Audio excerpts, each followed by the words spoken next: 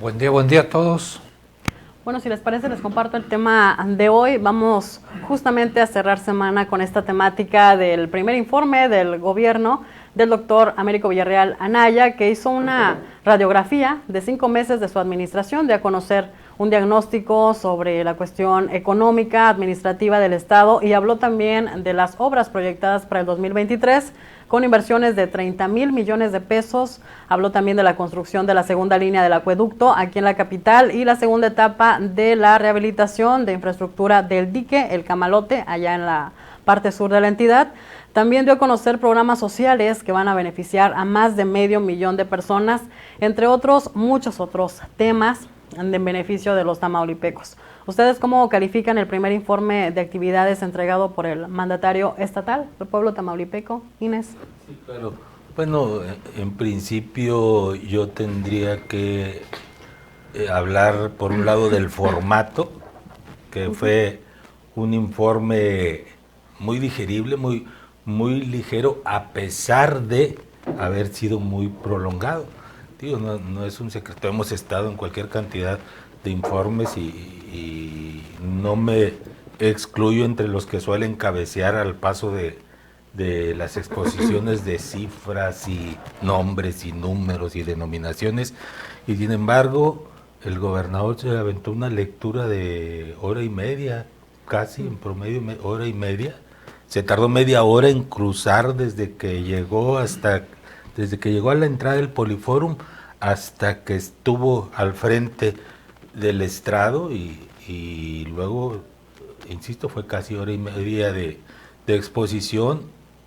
Personalmente mantuve la atención y me di cuenta que la mayoría, si no es que todos los que estaban ahí, estuvieron muy atentos, muy participativos, en el sentido de que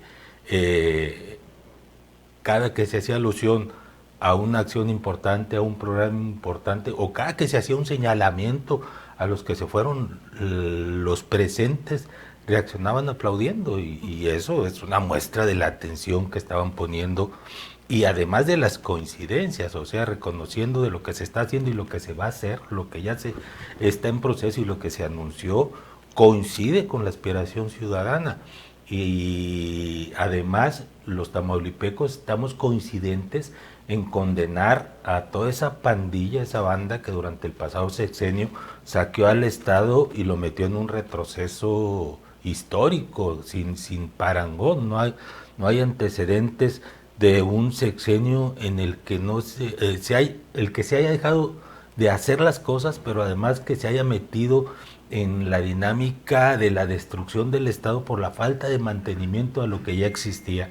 Entonces, por un lado te digo, en el formato se me hizo un formato muy adecuado, un audiovisual con el que se abrió, y luego la exposición, que insisto, lo que recomiendan o lo que deseamos los espectadores es que sea un mensaje breve, y sin embargo este mensaje prolongado. Muchos decían, no, pues, ¿qué puede decir de 3 meses que se hizo? No, pues dijo mucho, y además en verdad, es decir, lo que dijo es verídico, no es como cuando, digo, en otros informes, incluidos los del pasado sexenio, que se hablaba de una larga lista de obras que luego resultaba que no se habían hecho, o que el dinero se lo llevaron, ¿no?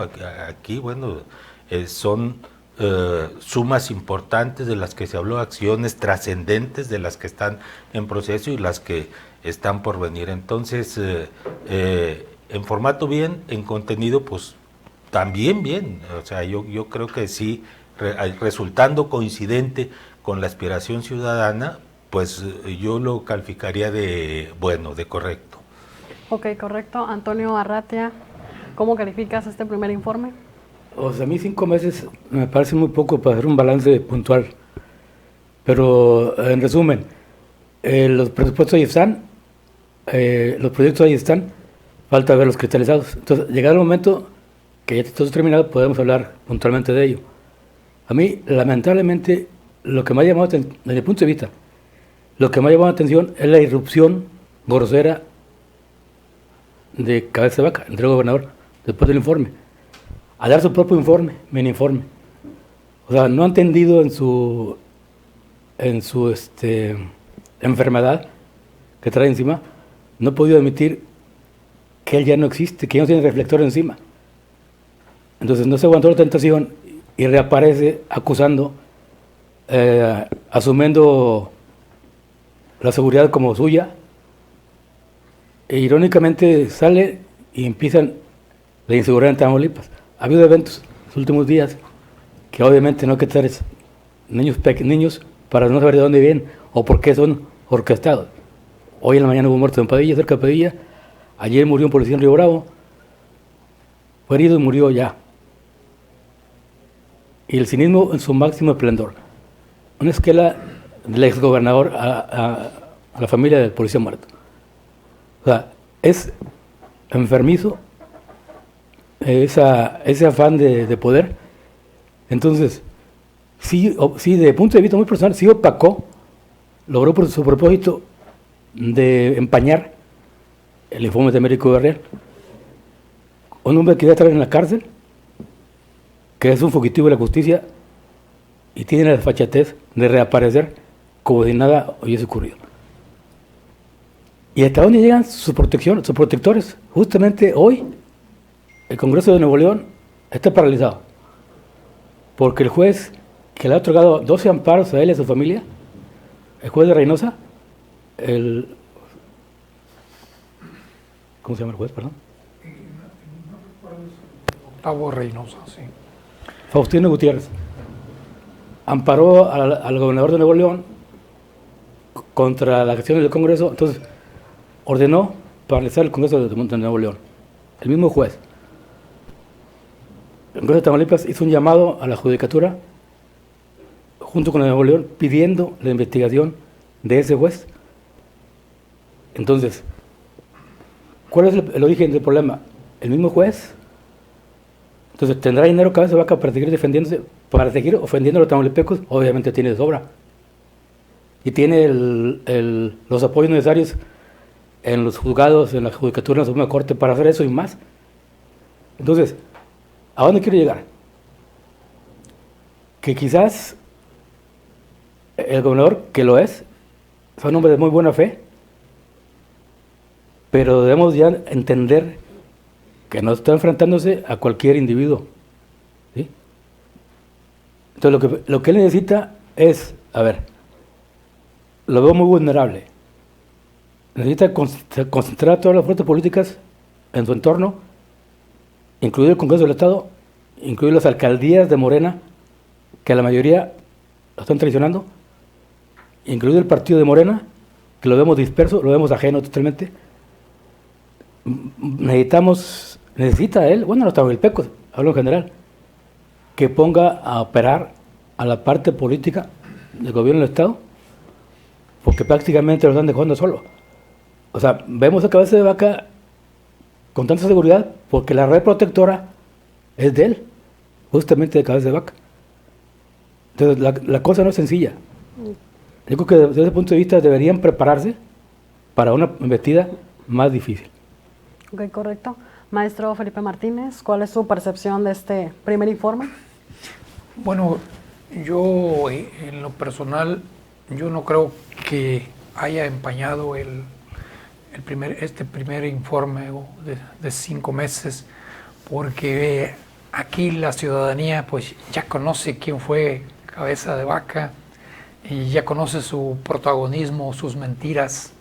Lo extraño es aquí esa embestida y a la cual él se coloca al frente para atacar a la 4T Tamaulipas, y desde días previos lo anunció que iba a estar pendiente, como que ya sabía que le iban a decir, en el informe iba a incluir algunas de las verdades de los desmanes que hizo o de los saqueos. Pero también interesante que no se dejó intimidar, Américo no se dejó intimidar por esos comunicados que vienen pues aparentemente desde el lado americano, y con claridad, ¿verdad? Fue crítico, fue claro, y también que habló de las denuncias que ha presentado la Contraloría y que en su tiempo pues los va a jalar la ley, los va a jalar la justicia. El mensaje político, mensaje de obras, mensaje de realizaciones, porque también el innombrable, aquel que está en los Estados Unidos, pues que iba a estar al tanto de si iba a incluir a obras o acciones que aparentemente hizo en su administración. No lo incluyó, no fue así, pero sí habló, por ejemplo, inversiones por alrededor de 30,000 millones de pesos, algo que no se había visto. En los años anteriores, la obra pública, el presupuesto andaba alrededor de 3,000-4,000 millones.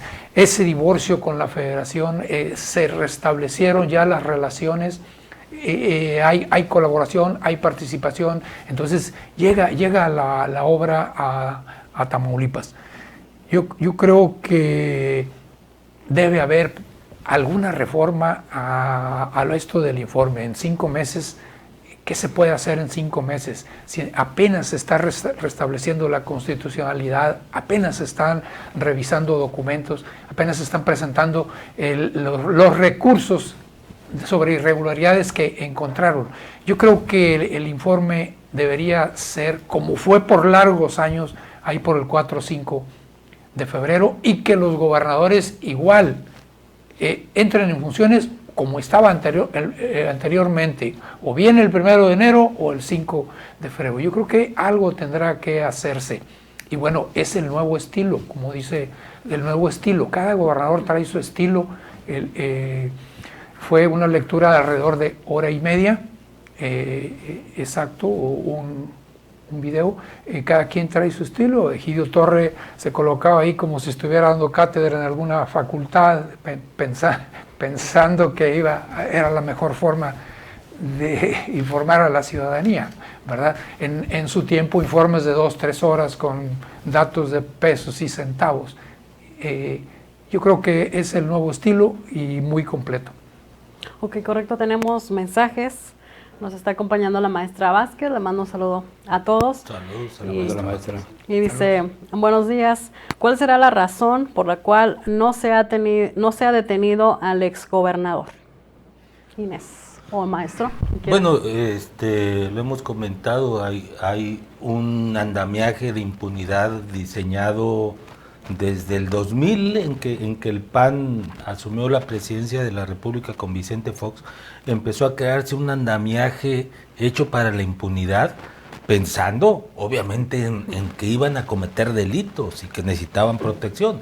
Entonces, desde la Suprema Corte, donde la mayoría de los magistrados fueron puestos en la era neoliberal, en el prianismo de Fox, los magistrados actuales de la Suprema Corte fueron puestos por Fox, por Calderón, por Peña Nieto, y los 2-3 que ha puesto ya en esta época, pues algunos hasta le andan jugando las contras al presidente, porque pues el presidente López Obrador pretendió ir al espíritu de la conformación de los poderes y buscar pues profesionales e independientes dentro del foro de la abogacía, y entonces pues son tan independientes que hasta ellos también le llevan las contras al presidente, no por un interés particular seguramente. Entonces desde ahí y nos vamos aterrizando. El Tribunal Electoral está presidido por un sujeto que asaltó la presidencia el año antepasado precisamente al servicio del PAN. Es un empleado de Calderón y de Roberto Gil Suart. Incluso a los inicios del sexenio de Cabeza se supo que estaba cobrando del presupuesto de Tamaulipas ese personaje. Y así seguimos. A nivel local, el tribunal, el Supremo Tribunal de Justicia del Estado está conformado por las amigas, las esposas de los funcionarios cercanos al exgobernador Cabeza de Vaca. El presidente del tribunal es un oficinista que lo convirtieron en jefe del gabinete y luego lo mandaron de magistrado. y es el que preside, y obviamente le debe la vida y lo que tiene al exgobernador. Entonces, todo ese andamiaje, y así podemos repasar como hemos repasado otras veces, la Fiscalía General, la Auditoría Superior del Estado, que son los entes fiscalizadores y de procuración y administración de la justicia, están convertidos en un andamiaje hecho para la impunidad por el exgobernador. Entonces, ¿cómo se va a resolver eso? La forma de echarlos, porque debían de irse, porque además han cometido delitos todos, deberían estar en la cárcel, la forma de retirarlos es a través del Congreso, pero en el Congreso se hicieron igual las formas para evitar que eso sucediera. Ahora, ¿qué se tiene que hacer? Pues tiene que lograrse la mayoría calificada, es decir, el consenso de las 2/3 partes de quienes conforman el Congreso. Ya lo vimos en el informe, solo 10 diputados panistas fueron los que se prestaron a ese show de sacar pancartas, exhibiendo mentiras, pretendiendo desacreditar la presentación del informe. Entonces, si son nada más 10 los que siguen leales a cabeza de vaca, ya están dadas las condiciones para tener las 2/3 partes y mandar a su casa o a la cárcel a todo ese andamiaje de corrupción que dejó heredado cabeza de vaca. Ok, correcto, es tiempo de irnos a una pausa, ya son las 9:21, al regreso igual, y si tiene alguna intervención o comentario a la pregunta de la maestra Vázquez, al regreso lo comentamos, vamos a unos mensajes y volvemos.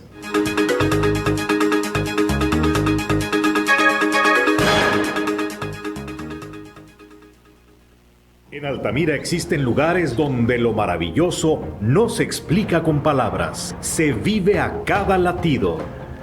Donde la arena dorada ilumina un tesoro por explorar, donde los colores cobran vida, donde la aventura despierta a tus instintos. Altamira es un lugar de tesoros escondidos y extensos ríos que te recibe con los brazos abiertos. Vive Altamira, tierra de aventura. Gobierno Municipal de Altamira. Ya está aquí la Expo Mueble de la Villarreal, con precios directos de fábrica, el evento más esperado del año, la más grande variedad en muebles, solo para ti, del 1 al 31 de marzo. Aquí los precios sí son directos de fábrica. ¿Dónde más? En la Expo Mueble de la Villarreal. Domingo abierto en Matriz, sucursal Bodega y San Agustín. El Cebeta número 55 te invita a que formes parte de su comunidad estudiantil. Inscripciones abiertas. Te ofrecemos carreras como técnico agropecuario, técnico en ofimática, técnico en soporte y mantenimiento de equipo de cómputo. Estamos ubicados en el kilómetro 4.5, carretera El Barretal San Carlos, municipio de Padilla. Cebeta 55, tu mejor opción. Para garantizar el interés superior de niñas, niños y adolescentes y cuidar su sano desarrollo, el Senado de la República aprobó reformas legales para impedir la discriminación en instituciones educativas, promover sus derechos humanos, propiciar actividades recreativas y culturales y garantizar su acceso a la ciencia, la tecnología y la innovación. Se mejora así la vida y se protege el futuro de las nuevas generaciones. Senado de la República. 65ª legislatura. La Universidad Vizcaya de las Américas te ofrece las licenciaturas en Administración de Empresas, Arquitectura, Contaduría, Ciencias de la Educación, Criminología, Derecho, Gastronomía y Psicología, disponibles en 2 modalidades, escolarizado y mixto. Para mayores informes, comunícate al 31-630-32 y 31-630-33. Visítanos en el 10 Allende esquina. Encuentra tu vocación, sé gente Vizcaya. Universidad Vizcaya de las Américas. Atención, atención, los 4 días más baratos del mes llegaron a Super Colchones. Solo este viernes, sábado, domingo y lunes obtén un 50% de descuento más 10% adicional en productos seleccionados. Aprovecha los 4 días más baratos del mes, solo en Super Colchones.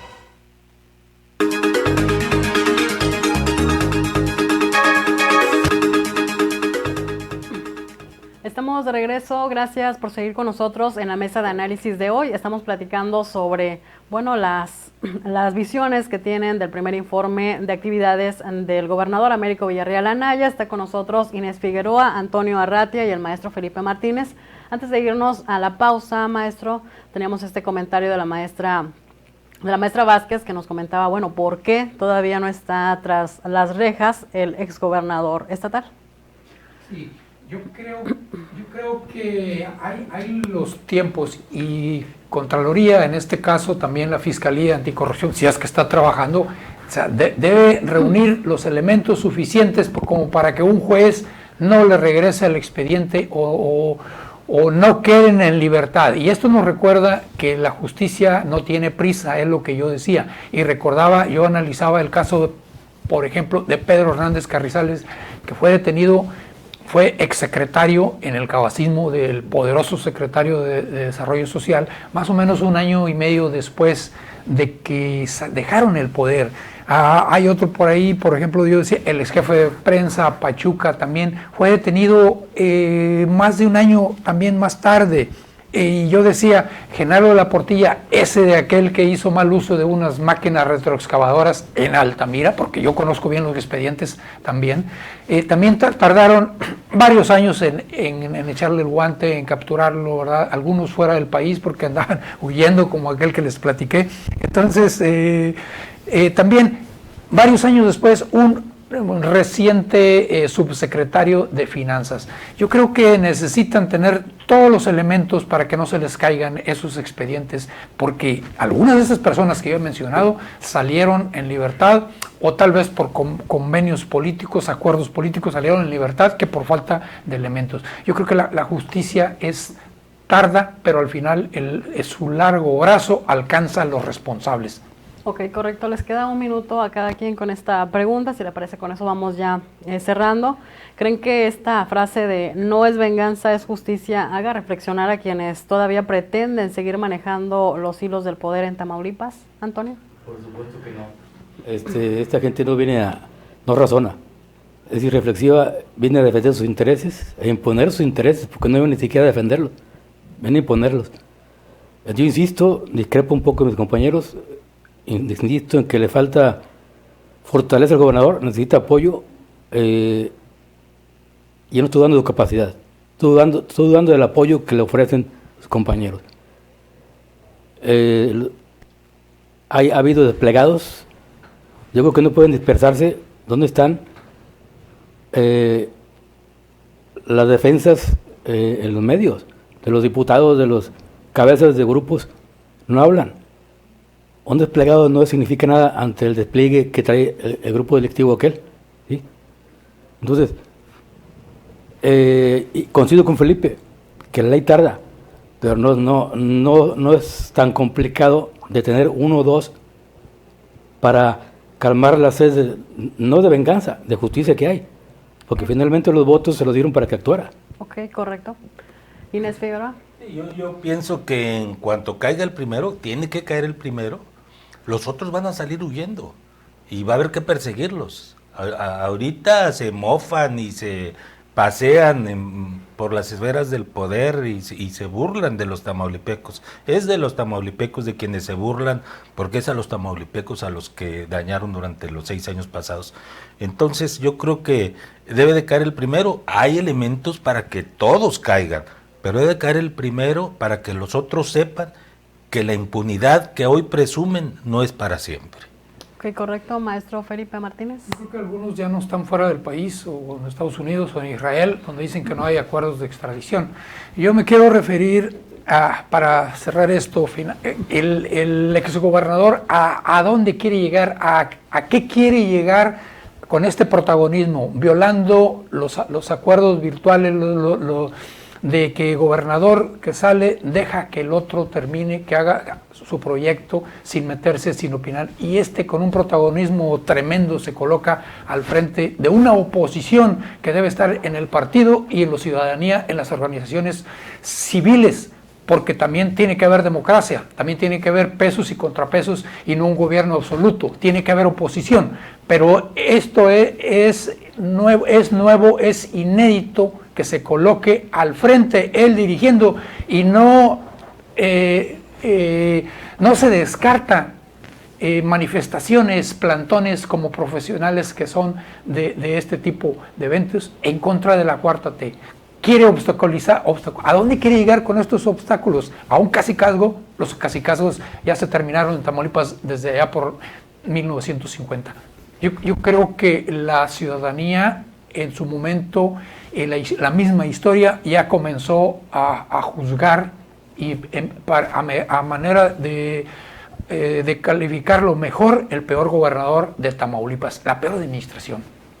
Correcto, bueno, si les parece con eso cerramos, a menos que quieran agregar algo más adicional de los temas que tocamos. ¿Antonio? No, yo estoy... Ok, muy bien. Gracias. Bueno, le agradezco a usted que nos estuvo acompañando del otro lado de la radio. Gracias. Igualmente le agradezco a Inés Figueroa. Gracias. Gracias, Lucy. Gracias a todos. Antonio Arratia, gracias. Gracias al auditorio. Y el maestro Felipe Martínez, gracias. Gracias, saludos. A nombre de todo el equipo de ORT Noticias y de nuestro director general, el ingeniero Enrique Cárdenas de la Avellano, le deseamos que tenga usted un excelente día.